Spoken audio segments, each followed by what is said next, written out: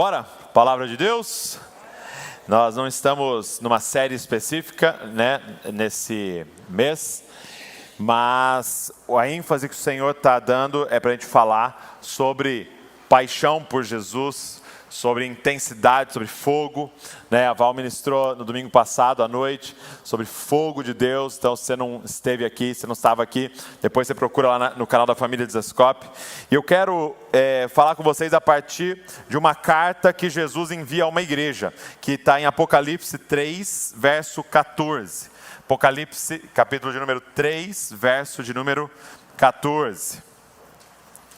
Apocalipse, último livro da Bíblia aí, capítulo 3, versículo 14. Então, pra você ter uma panorama, João, ele está preso numa ilha, na ilha de Patmos. Eles tentaram várias vezes matar o apóstolo João, um dos discípulos de Jesus, e não conseguiam matá-lo, ele não morria. Então, o que os líderes pensaram? Vamos colocar ele nessa ilha, que era uma prisão, essa ilha, e ele vai ficar lá e ele para de pregar, mas é lá que ele recebe a visitação do Senhor e a revelação do Apocalipse. Então acharam que ia calar ele, e nós estamos com a pregação dele até hoje aqui, amém? E aí Jesus diz, manda 7 cartas para 7 igrejas, e nós vamos ler a última carta, que é para a igreja de Laodiceia, ok? Do Apocalipse 14. Diz assim: ao anjo da igreja em Laodiceia escreva, essas são as palavras do Amém, a testemunha fiel e verdadeira, o soberano da criação de Deus. Conheço as suas obras, sei que você não é frio nem quente. Melhor seria que você fosse frio ou quente, assim, porque você é morno, não é frio nem quente.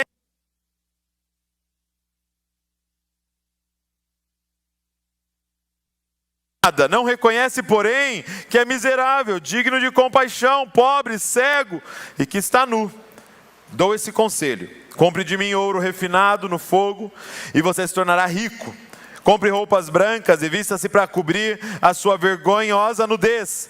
E compre colírio para ungir os seus olhos e poder enxergar. Repreendo e disciplino aqueles que eu amo. Por isso, seja diligente e arrependa-se. Eis que estou à porta e bato. Se alguém ouvir a minha voz, abrir a porta, entrarei e cearei com ele e ele comigo. Ao vencedor darei o direito de sentar-se comigo em meu trono, assim como eu também venci e sentei-me com meu Pai em seu trono. Aquele que tem ouvidos, ouça o que o Espírito diz às igrejas.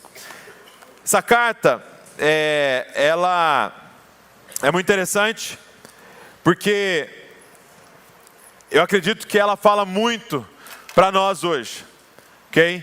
É legal a forma que ele termina, quem tem ouvidos ouça o que o Espírito diz às igrejas. Apesar de ser a igreja, é uma carta para a igreja de Laodiceia, é uma carta para as igrejas. E eu queria que ao invés de olhar a carta a Laodiceia, a gente visse a carta para a família Desascope, a carta para a nossa família, a carta para o Douglas, a carta para a igreja em Bragança. Eu queria que a gente olhasse isso como uma carta para nós hoje. E o que está acontecendo aqui nessa igreja? Jesus usa uma figura do contexto deles. Laodiceia era uma cidade muito próspera, muito grande, que ficava entre 2 outras cidades, Colosso e a outra cidade chamava Hierápolis. E Colosso, ela era famosa por as suas fontes de águas frias. Então em Colosso a água saía muito fria. E a outra cidade, Hierápolis, era famosa por suas fontes de águas quentes. Era uma região termal, como a gente conhece hoje, parecido, por exemplo, com Caldas Novas, onde tem água fervendo saindo. Então eles tinham essas 2 cidades. E apesar de Laodiceia ser muito próspera, não tinha fontes de águas em Laodiceia. Então eles tinham alguns dutos, alguns arquedutos que traziam água, tanto de Colosso quanto de Hierápolis para Laodiceia. Só que a água chegava, porque era mais ou menos 8 quilômetros, chegava morna. Então, Laodiceia era famosa por a sua água morna. E água morna não é boa para beber. Porque o que acontece quando você bebe água morna? Você tem vontade de vomitar. Agora imagina aquele café bem geladinho, assim, morninho. Você tem vontade de vomitar. E Jesus usa essa figura para dizer para essa igreja, essa linda declaração: eu tenho vontade de vomitar vocês. Vocês estão me dando náuseas. E a pergunta que eu faço para vocês hoje é: pelo amor de Deus, Jesus, o que essa igreja estava fazendo? Qual é o pecado dessa igreja que está dando náuseas em Jesus? Porque quando a gente lê as outras cartas, todas elas têm elogios e têm repreensões, e as outras igrejas que foram repreendidas estavam vivendo coisas terríveis. Mas apesar dessas coisas terríveis, Jesus não fala: eu estou a ponto de vomitar vocês. Porque o que é náuseas? O que é o vomitar, a ânsia de vômito? É quando algo que é agressivo e estranho ao corpo entrou no corpo. E aí ele está aqui dentro, você comeu aquele alimento estragado, e aquele negócio está aqui dentro, e o seu corpo começa a reagir, causando em você uma força para fazer o quê? Expulsar aquilo dentro de você. É por isso que tem aquele alívio depois que alguém, acaba vomitando. Por quê? Porque é como se saísse um negócio que é estranho ao seu corpo, que ele está rejeitando. Ele está dizendo: meus amigos, isso que vocês estão fazendo, a forma que vocês estão vivendo, está gerando em mim náuseas. É como se ele está dizendo: eu estou a ponto de expulsar vocês do meu corpo. Quem está entendendo? E a pergunta é: o que eles estão fazendo? Porque, como eu disse, nas outras cartas, ele tem repreensões, mas ele não fala que está a ponto de vomitá-los. Mas olha o que ele falou para as outras igrejas. Por exemplo, outras igrejas estavam vivendo heresias terríveis. Por exemplo, uma outra igreja estava vivendo o ensino de Balaão. Sabe o que era o ensino de Balaão? Envolvia: eles estavam comendo alimento sacrificado. Então imagina, nós estamos no meio do culto aqui, a gente paramos agora para um momento do nosso culto que nós vamos comer alimentos sacrificados a demônios. Aí você fala: meu Deus, essa igreja acho que não está saudável. Outra coisa que havia no ensino de Balaão era a imoralidade sexual. Então ele está denunciando imoralidade dentro da igreja. Outra coisa que ele fala de outra igreja é que eles toleravam a doutrina de Jezabel.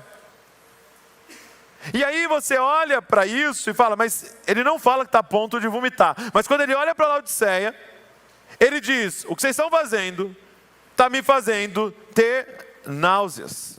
Vocês não são frios nem quentes, por vocês serem mornos. Qual era o pecado dessa igreja? E que, meu amado, minha amada, pode ser o nosso pecado. O que eles estavam fazendo que dava náuseas em Jesus?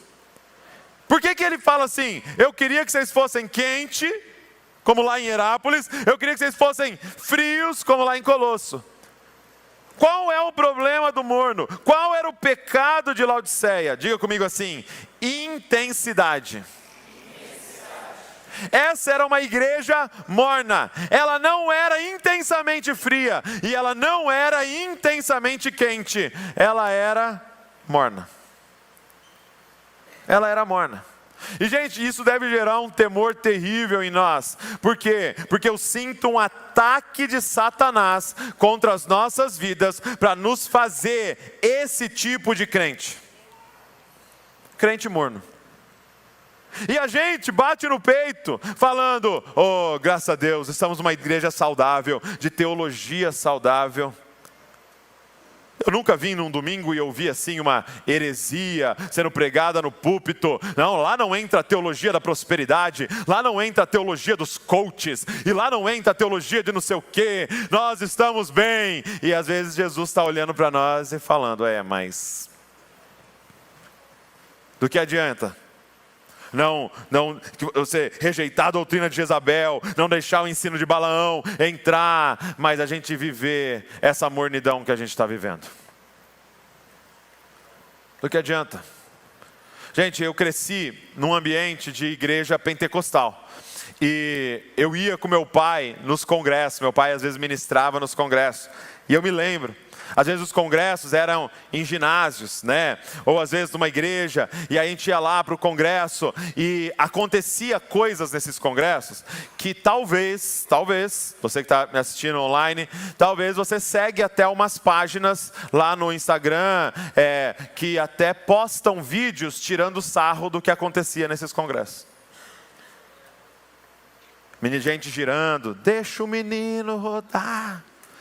Aquela galera de terno, aquela galera de saia, aquela galera com um cabelão. E eles falavam às vezes que é pecado cortar o cabelo, que o demônio está na maquiagem, que o furo do brinco é abertura para Satanás entrar na sua vida e tal. E aí a gente fica assim, nossa, meu Deus, que teologia. Meu Deus, que falta de entendimento. Meu Deus, olha isso. E tira sarro e manda um para o outro. E Deus está falando assim para nós hoje, mas pelo menos eles eram intensos em buscar a minha presença. Porque não foi uma, não foi duas, não foi 3 vezes que terminava o culto nesses congressos. Eu ia lá com meu pai vender lá os livros, vender fita cassete. E aí às vezes passava 1 hora, eu voltava para dentro do prédio e tinha um grupo de pessoas que não tinha conseguido sair ainda. E ainda estavam lá chorando na presença de Deus. E a gente quer que termine bem rápido para a gente ir comer. O que adianta bater no peito e falar da nossa teologia e de como somos equilibrados? Será que Deus quer equilíbrio?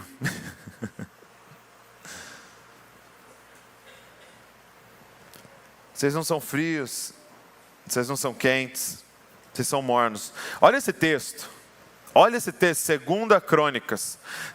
Crônicas 25, versículo 2. 2 Crônicas 25, versículo 2, vai falar sobre um rei, ok? Olha isso. 2 Crônicas 25, versículo 2. Vai falar sobre o rei Amazias. Então diz assim, versículo 1 e 2, Amazias tinha 25 anos de idade quando começou a reinar e reinou 29 anos em Jerusalém. O nome de sua mãe era Jeoadã, ela era de Jerusalém. Ele fez o que o Senhor aprovava, aleluia, mas não de todo o coração. Uau! Ele fez o que o Senhor aprovava, mas não de todo o coração. Meu amado, que este não seja o nosso epitáfio. Que essa não seja a frase que vai estar escrito na nossa lápide. Ele fez o que o Senhor aprovava, mas não de todo o coração. Que este não seja o slogan da nossa igreja. Eles faziam o que o Senhor aprovava, mas não de todo o coração. Que essa não seja a marca das nossas vidas. Ele era certinho, ele fazia as coisas direitinho, mas não de todo o coração. Porque Jeremias 29, 13 diz: vocês me procurarão e me acharão, quando me procurarem de todo o coração. Agora, por que Laodiceia estava morna? E pode ser um dos motivos da gente estar vivendo essa mornidão.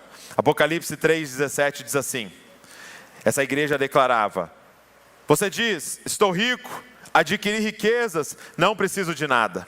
Primeiro motivo porque ela estava morna é religiosidade. Era uma igreja tomada pela religiosidade.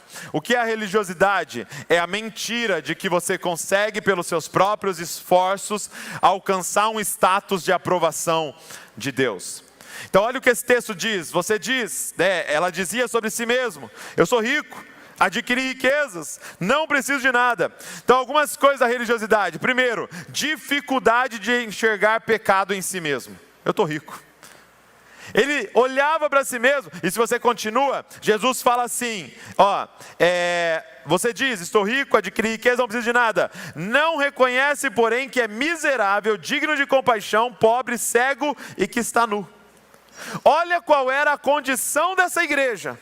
E olha como ela se via. Porque a religiosidade faz com que a gente comece a ficar cegos em relação ao nosso pecado. Não, estou bem.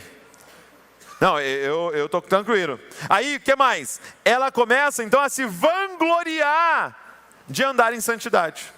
adquirir riqueza. Olha essa palavra, adquirir riquezas. Ou seja, quem que me fez rico? Eu.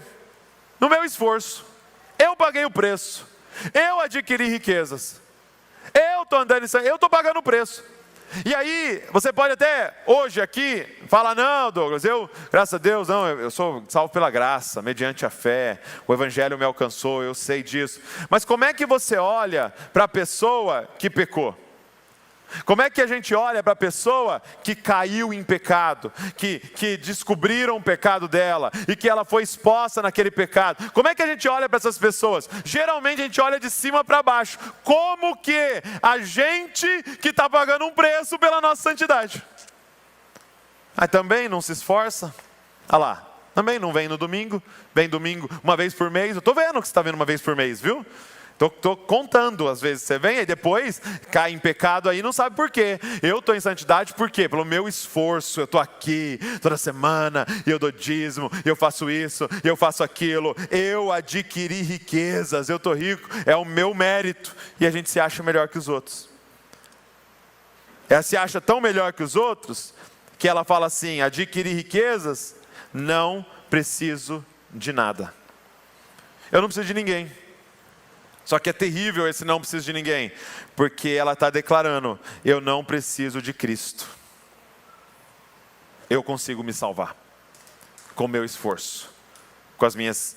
E isso forma uma igreja morna, uma igreja sem intensidade. Porque o que é que coloca uma igreja em chamas, gente? O Evangelho.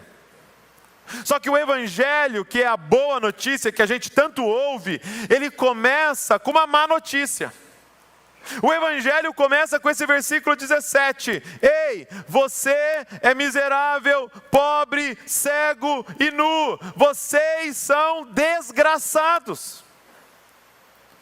Amados, nós aqui, sem Cristo, somos desgraçados. Porque o que é desgraçado? É alguém sem a graça.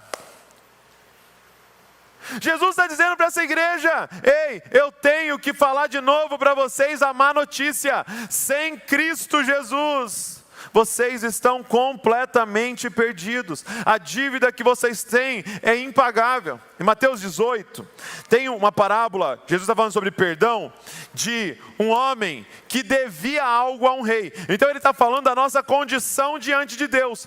Um homem que devia para um rei. E esse homem devia, sabe quanto para o rei? 10.000 talentos. Você sabe o que é 10.000 talentos? 10.000 talentos, para você ter uma noção, era 60 milhões de dias de trabalho. Esse homem devia para o rei. Se a gente fizesse uma conta com salário mínimo, esse homem devia para o rei 2.450 bilhões de reais. Meu Deus, como é que alguém tem uma dívida dessa? Certeza que ele pegou assim uns 2.500 emprestado no Santander. Não pagou, 8 meses mais ou menos. Né? Por aí, né? 2,5 bilhões ele devia. Era até o PIB de algumas regiões na época, esse homem devia para o rei. O que Jesus estava falando? A dívida dele era impagável. Tanto que ele diz, prende ele e a família dele. A dívida dele é geracional. Os filhos já nascem devendo, os netos vão nascer devendo. E esse homem, presta atenção na parábola, esse homem se coloca diante do Senhor, ele se ajoelha e fala assim, ó, tem misericórdia de mim. Se ele parasse aí, entendeu, mas ele continua. Tem misericórdia de mim, que tudo te pagarei. Ah, amado. Essa é a mentira da religião, que é possível você pagar a sua dívida com um bom comportamento. Que é possível você pagar a sua dívida fazendo alguma coisa, dando algum tipo de sacrifício. Não é possível. É tão verdade que esse homem não tinha noção da dívida dele, que ele sai e ele encontra alguém que deve para ele R$1.000.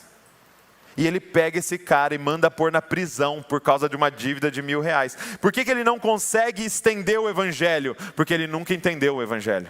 Ele nunca entendeu o quanto ele devia e o quanto ele foi perdoado. Gente, por que nós temos tão pouca intensidade É porque você não compreendeu o tamanho da sua dívida e o quanto você foi perdoado. Imagina isso. Se eu te empresto 10 reais, imagina, Davi, te emprestei 10 reais, ok? Aí você vem e fala, nossa, cara, preciso te pagar. Aí eu falo assim para você, Davi, não precisa pagar não, fica para você esses 10 reais. Pô, como é que é o nível de gratidão? Né? Vale um aperto de mão, né? Pô, obrigado, pô, né? Mas imagina que a gente fez um negócio lá, eu te vendi um celular e você ficou me devendo R$1.000.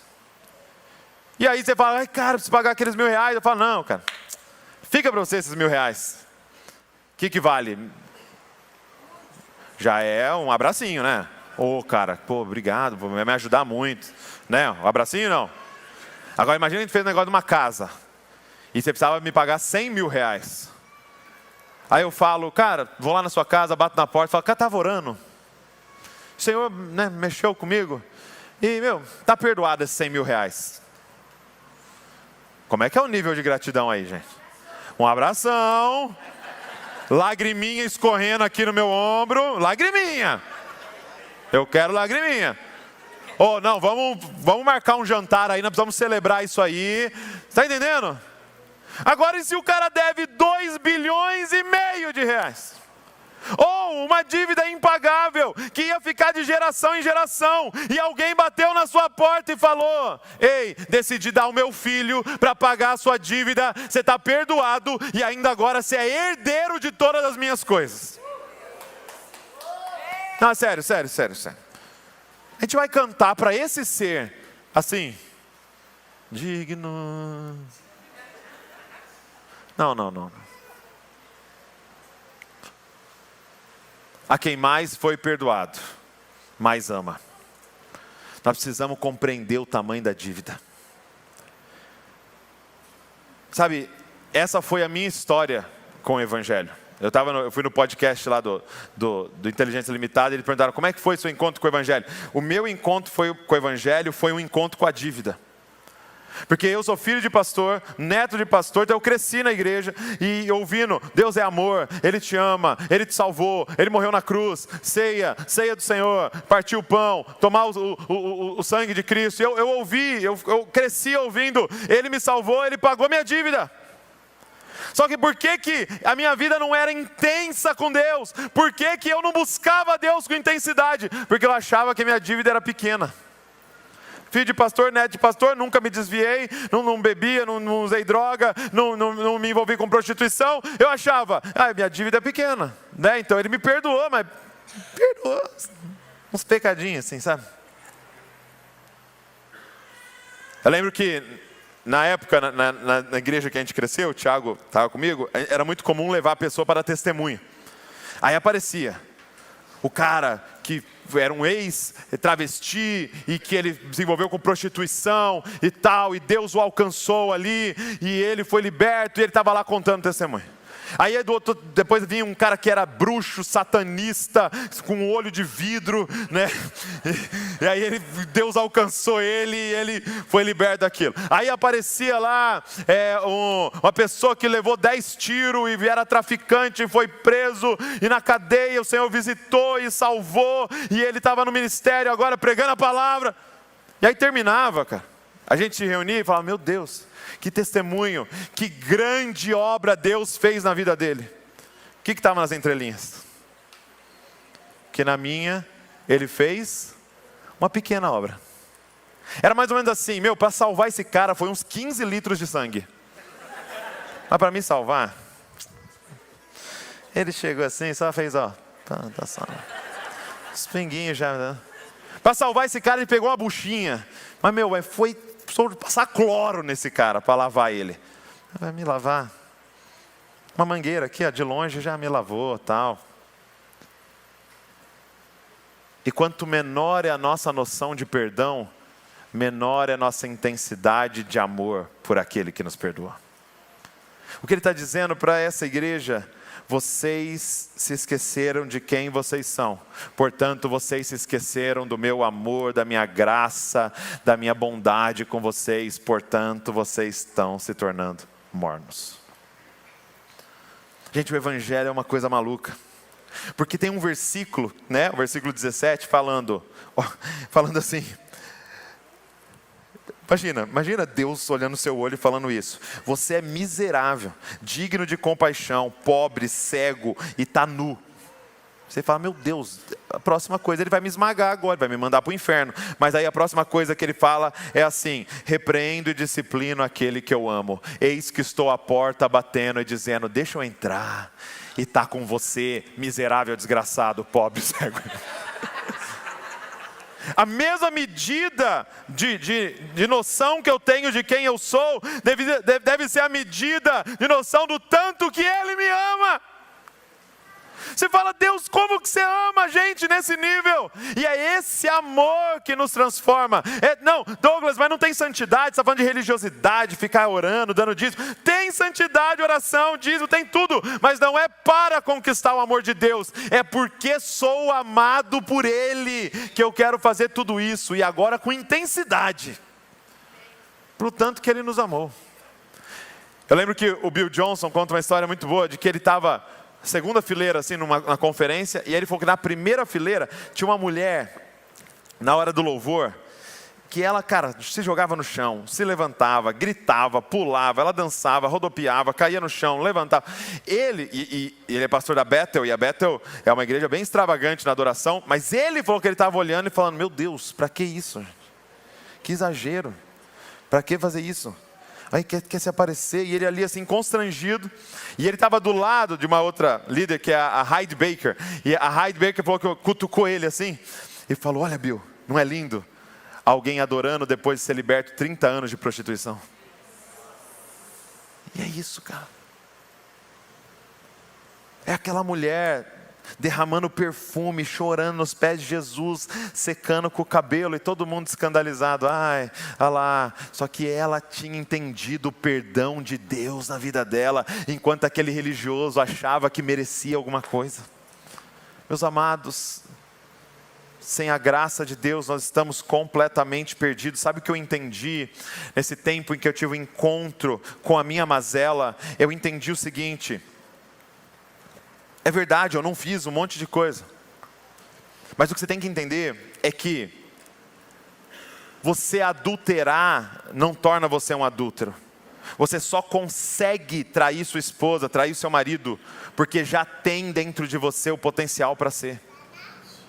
Então é mais ou menos como uma árvore. Você não fica assim, ó, não, espera aí, deu maçã, hoje ela se tornou uma macieira. Não, ela só pode dar uma maçã porque ela já era desde a semente. A semente que há em nós é de adultério, é de mentira, é de prostituição, é de pedofilia, é de tudo que você imaginar de ruim. Então quando a gente vê alguém vivendo essa vida, a gente tem que ir para diante do Senhor e falar, Senhor, eu só não estou vivendo aquela vida porque a Tua graça está me sustentando, a Tua misericórdia está me alcançando. Ei, nós somos miseráveis sem o Senhor. Você não tem noção do tanto que o Senhor sustenta você. E como nós somos dependentes dEle. E é só nesse lugar que é possível encontrar essa intensidade no Senhor. Que é possível encontrar intensidade na entrega, na adoração, em tudo que a gente vai fazer para Ele. Para não entrar nesse lugar de Ele fazia o que era bom aos olhos de Deus, mas não fazia de todo o coração. Essa igreja é uma igreja morna, porque era uma igreja religiosa. E o Evangelho nos põe em chamas. Em segundo lugar, essa igreja era uma igreja morna, porque era uma igreja com o Cristo do lado de fora. Gente, olha o que está escrito em Apocalipse 3:20. Eis que estou à porta e bato. Tinha todo mundo na igreja, mas alguém estava na porta batendo. Quem? Jesus. Eles estavam fazendo culto sem Cristo. Vocês têm noção disso? Que o culto estava rolando lá dentro e tinha alguém batendo na porta. Que a igreja estava acontecendo e eles aprenderam a fazer igreja sem Cristo. A intensidade vai embora quando nós nos reunimos com qualquer outra motivação que não é conhecer a Deus e a sua vontade. Meu irmão, se você veio aqui com outra motivação, nós não vamos conseguir a intensidade que Ele está nos pedindo como igreja. Aquela igreja, ela estava se reunindo já há algum tempo, sem a presença de Cristo. E ela estava com a declaração sobre ela: estamos ricos, abastados e não precisamos de nada. O que eles conseguiram criar na liturgia, na vida da igreja, que eles aprenderam a fazer uma igreja sem a presença de Deus? Ah não, mas toca a música certa, e aí a gente fala com uma oratória legal, ou põe um negócio de fundo aí pra gente, e Deus não veio, mas foi legal. Foi gostoso. O foco da igreja precisa ser contemplar a beleza de Deus em Cristo Jesus. O foco da igreja precisa ser a gente sair daqui fascinado por Cristo Jesus. Fascinado. Olha o que Paulo vai dizer. Filipenses 3, verso 4. Filipenses 3, verso 4 diz assim, ó: é verdade. Ele está falando sobre líderes que estavam se vangloriando dos seus currículos. Ele diz assim: é verdade que eu também poderia confiar na carne. Se alguém pensa que pode confiar na carne, eu ainda mais. Eu fui circuncidado no 8º dia. Eu sou da linhagem de Israel, da tribo de Benjamim, hebreu de hebreus. Quanto à lei eu era fariseu, quanto ao zelo perseguidor da igreja, quanto à justiça que há na lei irrepreensível. Aí ele diz assim: mas o que para mim era lucro, isso eu considerei perda por causa de Cristo. Ele está dizendo, o cara pode ter qualquer coisa legal.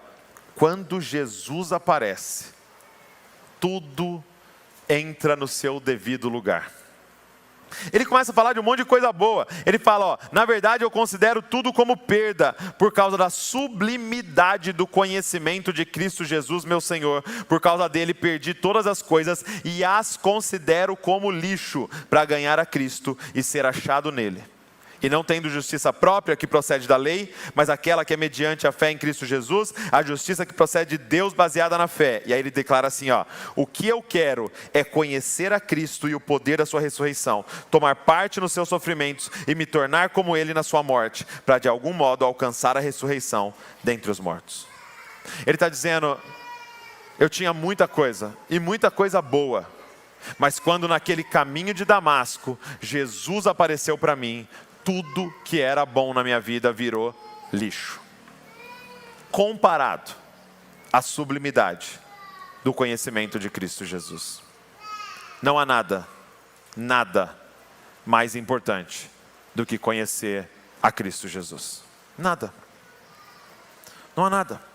E o que nos coloca em chamas é a revelação de quem Ele é. O que coloca o nosso coração em chamas é a gente se reunir aqui com uma expectativa e uma somente: é estar diante do Senhor dizendo, nós queremos te ver, nós queremos te conhecer e nós queremos te adorar à medida daquilo que já conhecemos. E aí você vem para cá, para a gente cantar, para a gente adorar, para a gente abrir as escrituras juntos e dizer, Senhor, se revela a nós, nós precisamos desesperadamente te ver. Então nós precisamos como igreja chegar num lugar de falar, não, nós não queremos coisa legal, nós queremos Deus. Nós não queremos música boa, nós queremos Deus. Nós não queremos palavra que que é um entretenimento para nós. Nós queremos Deus. Me dá Deus. Nós não podemos sair daqui sem Deus. Nós podemos ter aqui 7 chaves para prosperar no que for, mas tá ok, legal, mas me dá Deus. Quem está entendendo, gente? É uma igreja que aprendeu a fazer igrejas sem Deus. Porque tem vários substitutos, várias coisas que podem substituir o conhecimento de Deus. E conhecimento aqui não é informação, é conhecer a Deus. Assim como você conhece a sua esposa, assim como você conhece seu marido, assim como você conhece seu pai. Você não leu nenhum livro sobre seu pai. Você não leu nenhum livro sobre seus filhos. Você conhece eles. E tem algumas coisas que podem substituir o conhecimento de Deus. Por exemplo, cultos e eventos. Porque nos dá essa sensação de, nossa, né, tivemos ali algo para Deus. Será? Não, vim no domingo, check. Vim na terça, check. Fui no DNA, check. Outra coisa que pode substituir o conhecimento de Deus: ministério, servir. Ah não, estou na escala, eu estou lá ajudando nisso. Essa semana, esse mês eu fui 4 vezes na escala. E nossa, como é bom servir a Deus. É legal, é importante, faça, né? É maravilhoso. Mas não substitui conhecer a Deus. É como Marta e Maria. Deus Deus na sala da pessoa e ela querendo ficar na cozinha. Quando Deus aparecer, saiam do estacionamento, saiam do CID, saiam de todos os lugares, porque Deus está na sala. A gente senta no pé dele e fica ali. Quem está entendendo? Não substitui servir com conhecer a Deus. Outra coisa que pode substituir, conhecimento intelectual.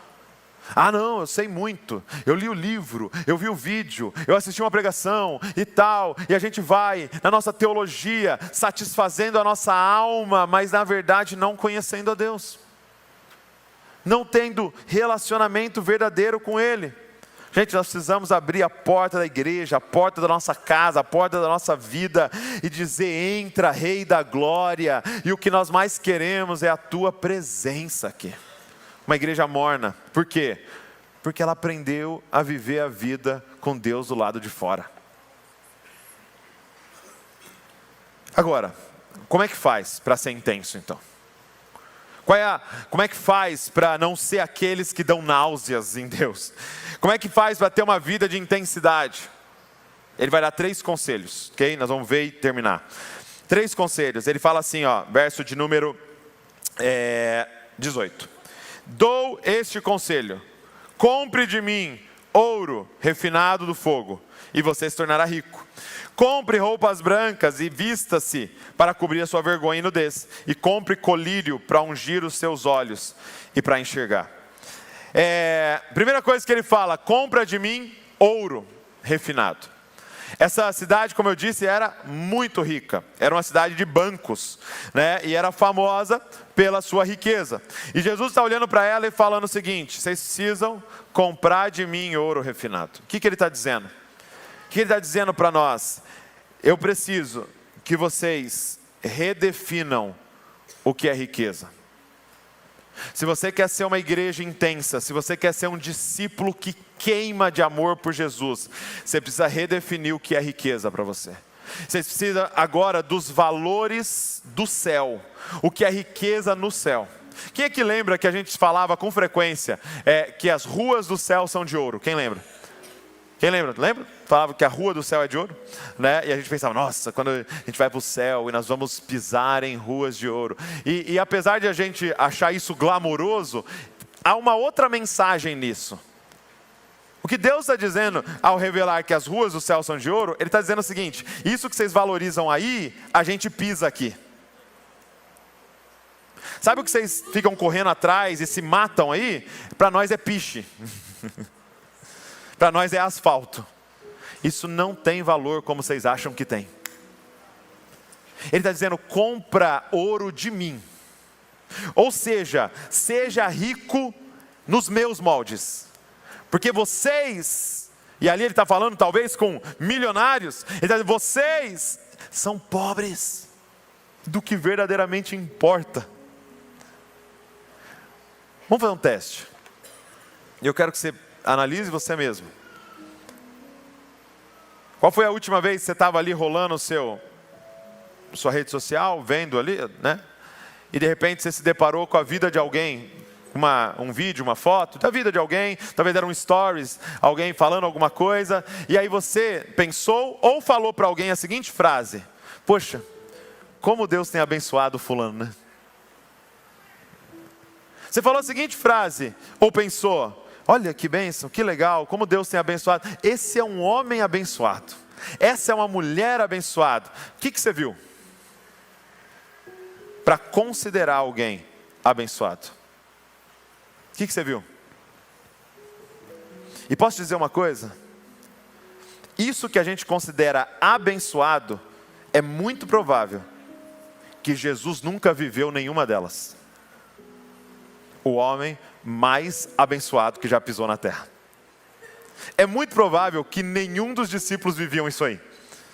As pessoas mais abençoadas e ricas que viveram na face da terra. O que você viu?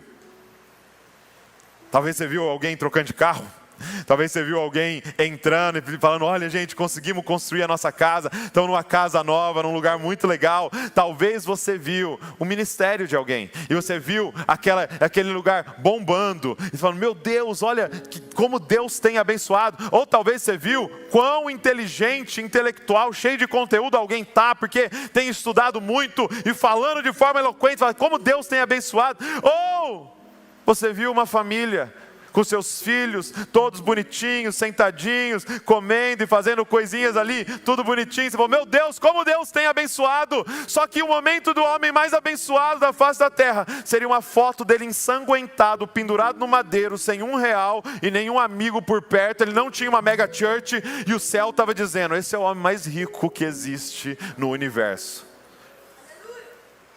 Por quê? O que é ser rico no céu? Compra de mim ouro. Uma igreja, uma pessoa só queimará e será intenso se ela entender o que para o céu é riqueza. E deixa eu te falar o que para o céu é riqueza. A presença de Deus. Emanuel, Deus conosco, é a maior riqueza que alguém pode adquirir. Quem está entendendo, gente? Gente, nós estamos falando de discípulos como João, que estavam presos em uma ilha, exilados, que iam morrer ali, era um idoso ali, e queimando de amor por Jesus. Como? Nós estamos falando de o apóstolo Paulo, preso numa prisão marmetina, passando fome, passando dores, passando frio, e queimando de amor por Jesus. Como? O que esses caras tinham? A presença de Deus. Sabe, nós estamos nessa parada de tipo, cara, igualdade de oportunidade, pô, é privilégio, esse nasceu assim, aquele nasceu assado, pô, se eu tivesse nascido na Suíça, se eu tivesse nascido na tal família, se eu tivesse tais oportunidades. Mas deixa eu te falar uma coisa, o que para o céu é riqueza, é oportunidade igual para todo mundo. O véu foi rasgado de cima a baixo, o caminho está aberto, não tem ninguém aqui dentro que não possa entrar, ninguém. E talvez, o que nós consideramos os menos privilegiados, são os que têm mais facilidade de entrar, porque não tem nada para se apegar, eles correm para Ele. E os que a gente chama mais privilegiados, é o que Jesus falou, quão difícil será para eles entrarem no reino de Deus, porque eles estão tão confortáveis. Ah, amados, Ele está dizendo, compra de mim ouro. Entenda o que para mim é riqueza. É a minha presença. Eu lembro de uma conversa que eu tive com o Davi no carro. Eu falei assim, Davi, preciso te contar uma coisa. Você sabia que a sua bisavó, Marina, é a mãe do meu pai? Aquela senhora do coque. O marido morreu. Ela tinha 9 filhos. Meu avô era pastor da Assembleia de Deus aqui de Bragança Paulista. Morreu num acidente de carro, indo para Campinas, uma reunião de pastores. E ela fica com os 9 filhos. Ela conta que um dia ela chorando no quarto. E agora, o que eu vou fazer? E Deus falou para ela assim, pare de chorar, eu sou seu marido. Ela falou que saiu daquele quarto e nunca mais chorou. Porque ela confiava naquele Deus e ela todo dia acordava às 5 horas da manhã. Eu já contei para vocês isso, que eu fui sagaz, comprei uma cama para ela. Fiquei sabendo que minha avó precisava de uma cama, fui lá, parcelei em 10 vezes, dei uma cama para minha avó. Aí ela falava assim, ai filho, todo dia quando eu acordo eu oro por você. Ora pelo Wesley? Não. Ora pelo Michael? Pela Letícia? Não. E pelos outros 800 netos que ela tem. Com certeza ela ora. Hoje ela está com Alzheimer, não lembra de mim, não lembra de ninguém. Mas quando você chega lá, é muito legal. Fui visitar ela esses dias. Você vai falando as coisas para ela, ela não reage tanto. Se você quiser fazer ela sorrir, é só você falar a palavra Deus. Eu falo, vó, como Deus é bom. Ela faz assim.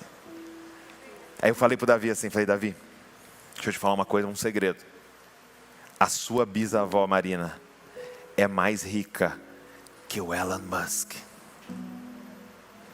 que o Bill Gates, E se o Steve Jobs estivesse vivo, todos eles juntos, pode juntar a riqueza deles, não chega nem aos pés do que a sua bisavó Marina, que mora no Parque dos Estados, é no céu.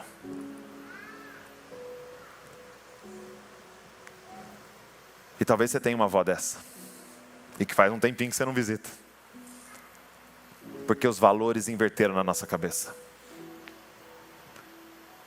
Talvez você tira foto com quem o céu não está nem aí para tirar uma foto. E deve ter uns outdoor lá no céu de umas pessoas que você não está nem aí. E ele está dizendo: igreja, compra de mim ouro. Ou seja, entenda o que para mim é riqueza. Segunda coisa que ele fala é: compra de mim roupas brancas. A cidade aqui era conhecida pela sua indústria têxtil, e eles se gabavam por eles terem conseguido fazer roupa preta, né? Então você imagina, na época era difícil essa questão de tingir o tecido e tal, e eles tinham conseguido uma técnica de fazer roupa, tecido preto. E aí ele está dizendo: compra de mim roupas brancas. Porque o que é a roupa, gente? A roupa, ela é uma extensão da nossa identidade, é aquilo que a gente quer passar. Então você estava lá em casa, você escolheu uma roupa para hoje, para cobrir a sua nudez e revelar algo sobre você. Eu quero que eles entendam que a minha identidade é mais voltada para isso. Eu sou mais despojado, eu sou mais certinho, eu sou mais... E aí você quer expressar através da sua roupa. E o que ele está dizendo? Ei, vocês estão tentando se cobrir com os seus méritos, com as suas riquezas, com as suas estratégias, com a sua teologia. Tem gente falando assim: quem é você? Eu sou o calvinista. Quem é você? Eu sou o arminiano. Quem é você? Eu sou o doutor. Quem é você? Eu sou isso, aquilo. Ele está dizendo: não, compra de mim roupa. Se reveste do que eu tenho para você. E qual a identidade que nós temos nele, gente? Filhos de Deus, comprados com o sangue do Cordeiro. Ele está dizendo: se revista de Cristo Jesus. Olha o que está escrito, Colossenses 3, verso 9. Não mintam uns aos outros, uma vez que vocês se despiram da velha natureza com suas práticas, e se revestiram da nova natureza, que se renova para o pleno conhecimento, segundo a imagem daquele que os criou. Ele está dizendo: vocês querem queimar de amor por mim? Entenda quem vocês são. Revistam-se de Cristo. Mas em terceiro lugar, ele termina dizendo assim: compra colírio para os seus olhos. Essa cidade, ela era tão grande e avançada que eles tinham ali eles tiveram grandes avanços da medicina. E um dos principais centros daquela cidade era um centro oftalmológico, que eles cuidavam dos olhos das pessoas, e eles tinham criado um colírio que curava vários tipos de doença nos olhos. Então era uma cidade que se gabava de ver bem. E Deus está dizendo: mas vocês são cegos. Se nós queremos a intensidade de volta, gente, se nós queremos queimar por Jesus, como João, como Paulo, como Enoque, como esses homens, nós precisamos ver o que eles viram. Ele está dizendo: compra colírio de mim, para vocês verem a partir da minha visão. Olha só, que interessante, quando a gente continua o texto, já bem na continuação, Apocalipse 4, diz assim: depois dessas coisas, é João falando, depois dessas coisas, olhei, e eis que havia uma porta aberta no céu. E a primeira voz que ouvi, que era como de trombeta ao falar comigo, disse: suba até aqui, e eu lhe mostrarei o que deve acontecer depois dessas coisas. Imediatamente me achei no Espírito, e eis que havia um trono armado no céu, e alguém estava sentado no trono. Como esses homens continuaram intensos, mesmo diante de tantas adversidades? É porque eles não viam a vida a partir da perspectiva da terra. O convite desse colírio é para você parar de ver as coisas a partir do carnal. A ninguém mais conheçais segundo a carne. Agora eles compreenderam Efésios 2, verso 4, que diz assim: mas Deus, sendo rico em misericórdia, por causa do grande amor com que nos amou, e estando nós mortos em nossas transgressões, nos deu vida juntamente com Cristo. Pela graça vocês são salvos, e juntamente com Ele nos ressuscitou, e com Ele nos fez assentar nas regiões celestiais em Cristo Jesus. Esses homens, essas mulheres não enxergavam a vida da terra para a terra, eles enxergavam a vida do céu para a terra. Eu não sei qual a situação que você está passando hoje, mas o convite hoje de Deus é: há uma porta aberta no céu, sobe aqui e veja como eu vejo. Mas Douglas, eu estou passando um negócio na empresa. Ele está dizendo: sobe aqui e veja como eu vejo. Douglas, na minha família, eu estou olhando, e eu olhando aqui, eu não vejo saída. Ele está dizendo: então sobe aqui e veja como eu vejo. Nós não olhamos a vida da terra para a terra, gente. Nós já estamos assentados com Ele nas regiões celestiais. Nós podemos ver a vida a partir do céu. Isaías, no capítulo número 6, ele diz: ei, eu sou um homem de lábios impuros, e eu habito no meio de um povo de impuros lábios. Ele estava enxergando isso. Sabe o que os anjos estavam declarando? Eles diziam assim: toda a terra está cheia da glória de Deus. Isso é o que a terra está vendo, isso é o que o céu está vendo. Ele está dizendo: sobe aqui e deixa eu te mostrar como eu vejo os seus filhos, e deixa eu te mostrar como eu vejo o seu marido, e deixa eu te mostrar como eu vejo a situação, e deixa eu te mostrar os pensamentos que eu tenho a seu respeito, que são muito maiores do que os seus pensamentos. O que mais que ele via? Sabe o que esse colírio faz? Você vê a partir do céu, mas também faz com que você veja que nesse céu tem um trono, e que tem alguém sentado nesse trono. E esse alguém é aquele que governa todas as coisas. Amados, existe um homem judeu de 33 anos governando sobre todo o universo. Ele termina o evangelho de Mateus dizendo: toda autoridade me foi dada no céu e na terra. Ou seja, nas palavras de um paulista, eu mando nessa bagaça toda. Por que esses homens continuavam intensos? Porque eles sabiam que tem alguém assentado num trono, governando todas as coisas. Amados, não é você que controla a sua vida, é o Senhor que está no controle da sua vida. Amados, não é quem está na presidência que controla a nossa vida, tem um Senhor sentado no trono. Ei, Ele governa toda a história. A sua vida não está entregue à sorte, mas tem alguém assentado em um trono, governando todas as coisas. Sabe qual é um resultado disso aqui? Dormir. Você dorme bem?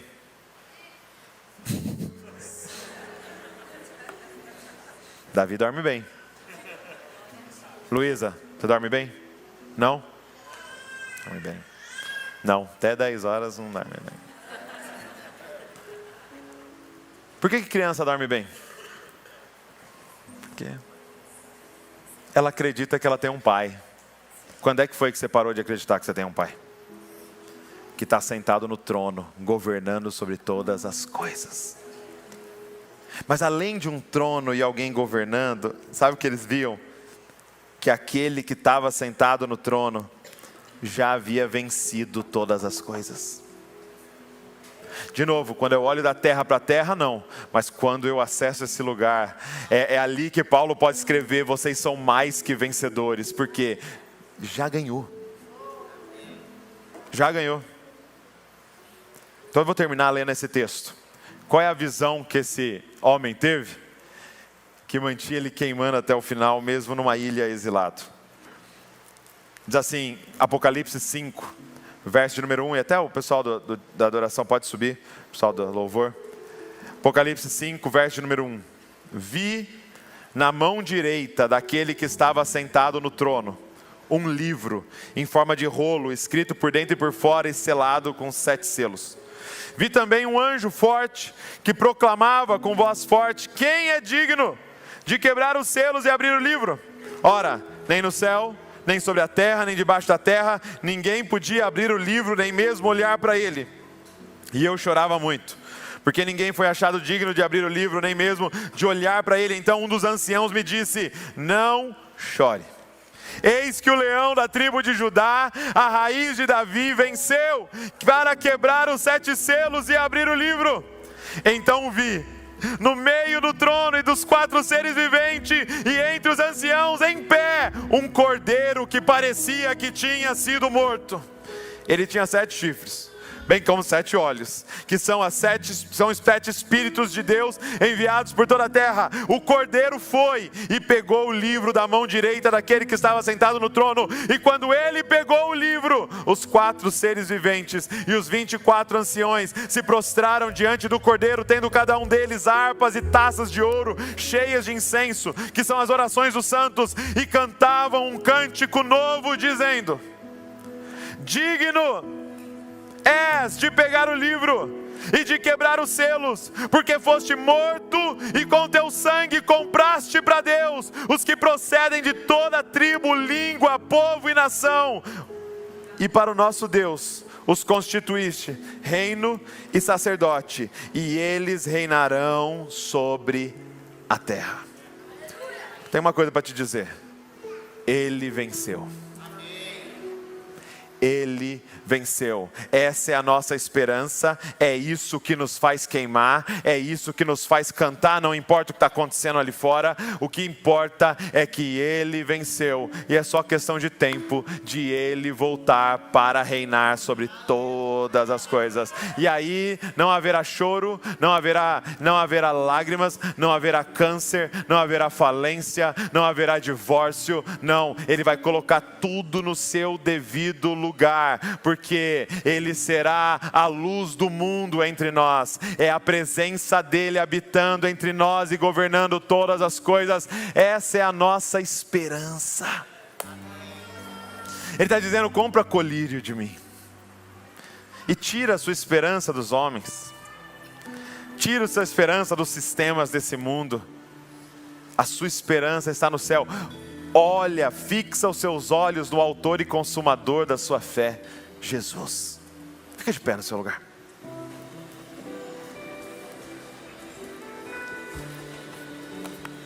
Ah, Senhor.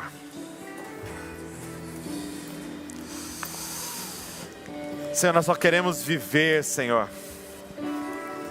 para responder o que o Senhor fez por nós. Miseráveis, pobres, cegos, nus, mas o Senhor nos amou primeiro, Deus. Mas o Senhor nos alcançou enquanto ainda nem éramos amáveis. O Senhor nos amou, nos perdoou, nos comprou, Deus. E hoje nós te chamamos de Pai. Hoje nós te chamamos de Senhor. Hoje nós te chamamos de noivo. E não há mérito nenhum em nós, Deus. Nós éramos merecedores da ira eterna, mas hoje somos co-herdeiros com Cristo Jesus, por causa do grande amor com que o Senhor nos amou. E o Senhor nos enriqueceu com o que verdadeiramente importa: a sua presença, Senhor. Jesus, Tu és o convidado principal desse lugar. Tu és o motivo da gente se reunir aqui. É para olhar para o Senhor, a beleza da Tua santidade, e explodir em adoração, Senhor. Senhor, faz de nós uma igreja que queima de amor por Ti, Senhor. Nós queremos ser essa igreja intensa, Senhor, que faz o que agrada o Teu coração de todo o nosso coração, Senhor. Por isso hoje, recebe a nossa adoração, Senhor, mais uma vez. Nós queremos só responder àquele que é digno de tudo que há em nós. Vamos adorar o Senhor. Que te ama, alguém que te deseja, e da sala do trono